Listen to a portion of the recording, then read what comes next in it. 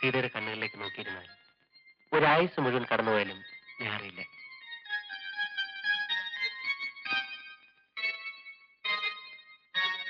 സീതെ, ഇത്രയും നേരം ലാത്തി അടിച്ചിരുന്ന സ്ഥിതിക്ക് നമുക്കൊന്ന് പുറത്തേക്ക് വാ. കോഫി ഹൗസിൽ പോയി ഒരു കപ്പ് കാപ്പ് കുടിക്കാം. ഒന്നെ തിരിച്ചുകൊണ്ടാക്കുകയും ചെയ്യാം. ഓടിസേ, ശനിയാഴ്ച ഞാൻ വീട്ടിൽ പോകുന്നുണ്ട്. അങ്ങോട്ട് വരും. എന്റെ കൈ കൊണ്ടുണ്ടാക്കിയ കാപ്പി തരാം. റിയലി?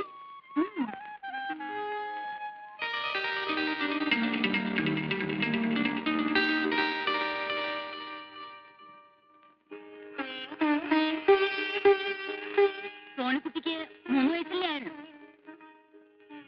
കുട്ടികൾ തമ്മിൽ 4-5 വർഷത്തെ ഗ്യാപ്പ് ഉള്ളത് കുട്ടികൾക്കും നല്ലതാണ്, അമ്മമാർക്കും നല്ലതാണ്. ഞാനിത് എല്ലാവരോടും പറയാറുള്ളതാ. പക്ഷേ കഴിഞ്ഞ ഡെലിവറി സമയത്ത് ഞാനിത് പറഞ്ഞില്ലായിരുന്നു. ഇനിയിപ്പോ പറഞ്ഞിട്ട് എന്താ കാര്യം അല്ലേ? വെറുതെ ഒന്ന് ഓർമ്മപ്പെടുത്താനാ. At least for future guidance.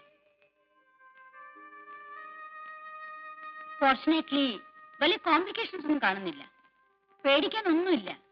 പക്ഷേ മരുന്നുകളൊക്കെ കൃത്യമായി കഴിക്കണം കേട്ടോ. ആ, കല്യാണമൊക്കെ എവിടം വരായി? 21 അല്ലേ? ആ, ഞാൻ വരും, തീർച്ചയായിട്ടും വരും. 2-3 നേരം പായസമൊക്കെ കാണൂല്ലേ? ഓ, എനിക്കാണെങ്കിൽ ഇത്രയും ഇഷ്ടമുള്ള ഒരു സാധനം വേറെ ഒന്നുമില്ല. അപ്പൊ ഞങ്ങൾ ഇറങ്ങട്ടെ? അച്ഛന് പ്രത്യേകിച്ച് വിശേഷമൊന്നുമില്ലല്ലോ? ഇല്ല. ഇടയ്ക്കിടയ്ക്ക് പ്രഷർ ഒന്ന് ചെക്ക് ചെയ്യാൻ പറയാം. പറ്റേ? ഓക്കെ. ഡോക്ടർ എന്താ അങ്ങനെ പറഞ്ഞത്? എങ്ങനെ? വീണ്ടും ഇത്ര പെട്ടെന്ന് ആവേണ്ടിയില്ലായിരുന്നു എന്ന്. അതെ, ഡോക്ടർ കല്യാണം കഴിച്ചിട്ടില്ല, അതുകൊണ്ട്. അല്ല പിന്നെ ഇതൊക്കെ ഇന്നപ്പോ വേണമെന്നും ഇന്നപ്പോ വേണ്ടെന്നും നമ്മൾ വിചാരിച്ചാൽ നടക്കുന്ന കാര്യങ്ങളും മറ്റും ആണോ പറ്റ്? ഞാൻ നമ്മുടെ ഓരോ ഗതികേട് ആലോചിക്കേ. കല്യാണം കഴിഞ്ഞിടയ്ക്ക് എവിടെയെങ്കിലും LFC എടുത്ത് ഒരു ഹണിമൂൺ ട്രിപ്പിന് പോകണമെന്ന് വിചാരിച്ചായിരുന്നു. അച്ഛനും അനിയത്തിയും ഒറ്റയ്ക്കാവുമല്ലോ എന്നായിരുന്നു നിർമ്മലയുടെ വിഷമം. സൗകര്യമായിട്ടൊന്ന് മാറി താമസിക്കാന്ന് വെച്ചാൽ അതും നടക്കണ്ടായി. അപ്പോഴേക്കും സോണിമോളുണ്ടായി. എന്നാ പിന്നെ സീതയുടെ കല്യാണം കഴിഞ്ഞിട്ടാകാം മുൻകാല പ്രാബല്യത്തോടു കൂടി ഒരു മധുവിധു എന്ന് കരുതിയപ്പോ കിടക്കുന്നു. അയ്യോ, മോളിപ്പോ ഒറ്റയ്ക്കാണ്. ബുദ്ധിമുട്ടിപ്പിക്കുന്നുണ്ടാവും. നിർമ്മലക്ക് എല്ലാ കാര്യത്തിലും ആവശ്യത്തിലും കൂടുതലാണ് കണ്ടത്. ഒന്ന് സമാധാനമായിട്ടിരുന്നേ. ഹരിയുടെ അമ്മ പരിചയമില്ലാത്ത ആളോ മറ്റോ ആണ്. അടുത്തിരുന്നേ.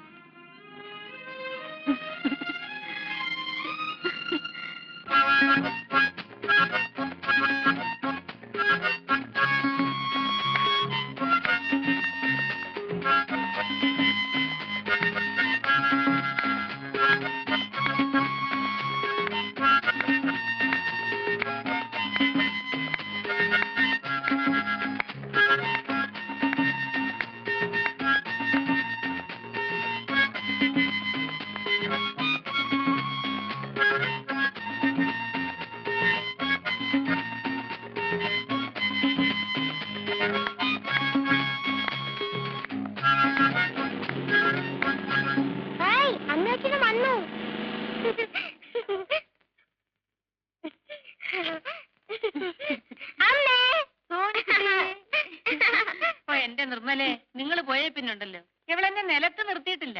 മുത്തശ്ശി മുത്തശ്ശി എന്നും പറഞ്ഞ് കയ്യെ തൂങ്ങിക്കൊണ്ട് പറമ്പായ പറമ്പ് മുഴുവൻ നടത്തലായിരുന്നു. പിന്നെ ദേ എവൻ വന്ന് ഈ കുന്ത്രാണ്ട് എടുത്ത് വായിക്കാൻ തുടങ്ങിയപ്പോഴാ ഒന്ന് അടങ്ങിയത്. വീട്ടിലേക്ക് കയറുന്നില്ലേ മോനെ? ഇല്ല, ഞങ്ങൾ ചെന്നിട്ട് വേണം ഇൻവിറ്റേഷനിലേക്ക് അഡ്രസ് ചെയ്താൽ. അച്ഛൻ കാത്തിരിക്കുക. ഓ, പറഞ്ഞ പോലെ കല്യാണം ഇങ്ങനെ നടത്തല്ലോ. പത്മനാഭൻ ചേട്ടൻ ഇപ്പൊ ഇരിക്കപ്രതി ഉണ്ടാവില്ല. ഇനി ഒരു കല്യാണം നടത്താനാണെങ്കിൽ സോണിമോള് വലുതായിട്ട് വേണ്ടേ?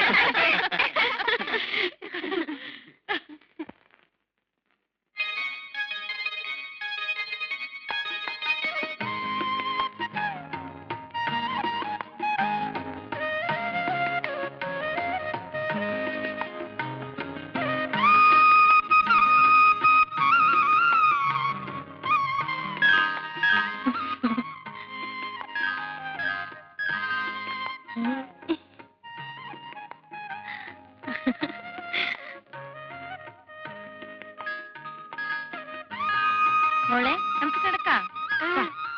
സോണിക്കുട്ടി അച്ഛന്റെ അടുത്താണോ കിടക്കുന്നേ, അമ്മയുടെ അടുത്താണോ കിടക്കുന്നേ? ഞാനേ എന്റെ പേര് നടുക്കാ കിടക്കുന്ന.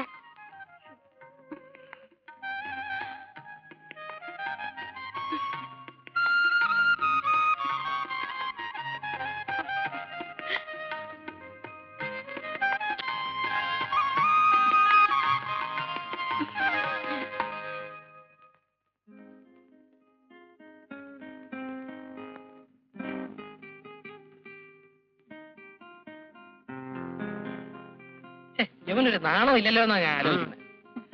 അല്ല, കല്യാണത്തിന് ഇനി ഇത്രയും ദിവസങ്ങളേ ഉള്ളൂ. കല്യാണ പെണ്ണിന്റെ വീട്ടിൽ എപ്പോഴും ഇങ്ങനെ ഇടിച്ച് കയറുകയെന്ന് വെച്ചാൽ ആ നാണക്കേടെ ഞാനങ്ങ് സഹിച്ചു. ഇല്ലേ മോളെ? ആ പിന്നെ നന്ദു വന്നത് ഏതായാലും നന്നായി. ഞാൻ അങ്ങോട്ട് ഫോൺ ചെയ്യാനിരിക്കുകയായിരുന്നു. എന്താ? 18-ാം തീയതി സോണിമോളുടെ ബർത്ത്ഡേ ആണ്. നന്ദു വരണം. 21-ാം തീയതി കല്യാണമാണെന്ന് കരുതി ഡെലിക്കസി ഒന്നും വേണ്ട. നമ്മൾ തമ്മിൽ അങ്ങനെ ഒരു ഫോർമാലിറ്റിയും വേണ്ട. വേറെ ആരും ഉണ്ടാവില്ല, നമ്മൾ മാത്രം. നന്ദി വരണം കേട്ടോ. വരാം. ആ കല്യാണത്തിന് മുമ്പ് ഒന്നുകൂടെ കയറി വരാൻ അവനൊരു ചാൻസ് കൂടെ. എന്റെ യോഗ.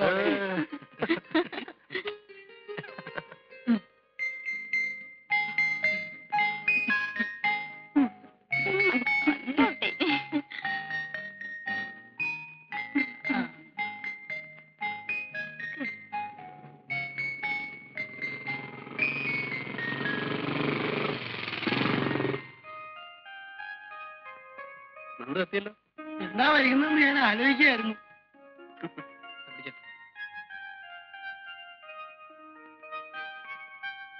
കേട്ടോ, സംഭവമൊക്കെ റെഡിയാണല്ലോ. പിന്നെ hi, happy birthday Sonimon. Thank you uncle. മോളെ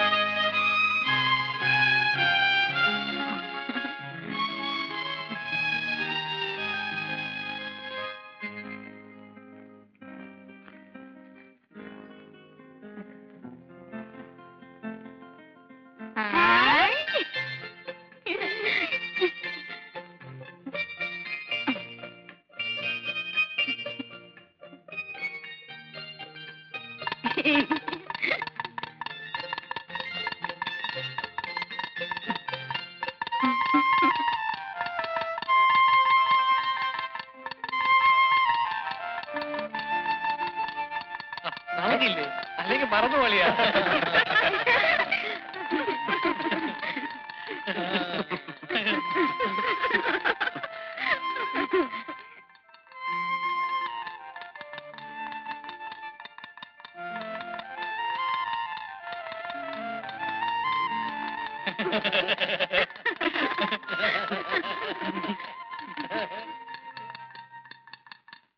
അങ്കിൾ ഇതൊന്ന് വായിച്ചു. ഞാൻ വായിക്കാം, മോളിരി.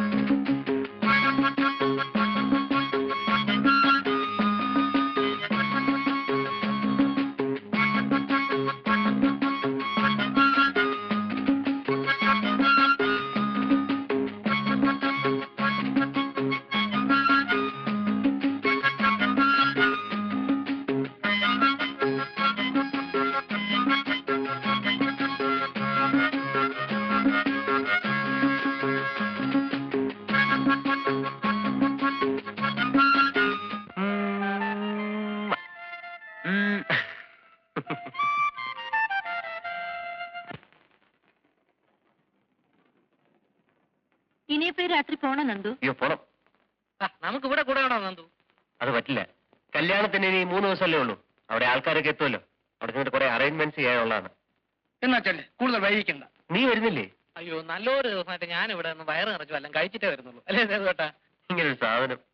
അപ്പൊ ശരി, എല്ലാവരോടും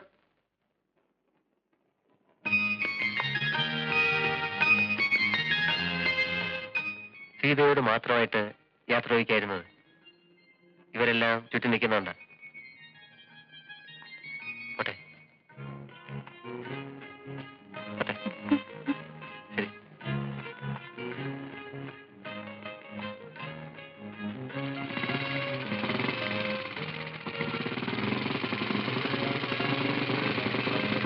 ലൈറ്റ് ഓൺ ചെയ്യും. ശരി